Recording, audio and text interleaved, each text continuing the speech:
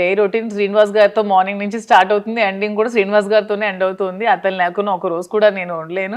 Maybe అందుకే ఏమో big boss chance కూడా వదులుకున్నాను. అతన్ని వదిలి మ్యాక్సిమం ఉండలేను నేను ఒక వన్ డే కూడా. సో ఎవ్రీడే అతనితోనే అతనికి వండి పెట్టడం నాకు ఇష్టం. సో మార్నింగ్ నుంచి టిఫిన్ కూడా నేనే వండి పెడతాను, లంచ్ కూడా నేనే వండి పెడతాను, డిన్నర్ కూడా దగ్గరుండి నేనే వండి పెడతాను. సో అతను అక్కడికి వెళ్తే అక్కడ ట్రావెల్ చేస్తాం, స్టోర్కి వెళ్తాం. మ్యాక్సిమం నియోజకవర్గంలోనే ఎక్కువ టైం స్పెండ్ చేస్తున్నాం. టెక్కల్లో ఒక 15 days ఉంటున్నాం మంత్లీ, ఇక్కడ ఒక 5 days ఉంటే ఒక 10 days ట్రావెలింగ్లో ఉంటాం.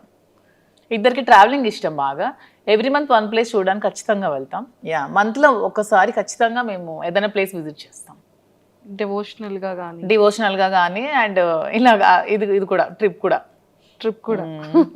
బాగుంది మ్యామ్. అసలు అంటే 30 days బిజీగానే ఉంటారు. 30 days బిజీగానే ఉంటాం. ఈవెన్ వన్ డే కూడా ఖాళీ ఉండదు లైఫ్లో. ఖాళీ ఉంటే నాకు నచ్చదు, అతనికి నచ్చదు.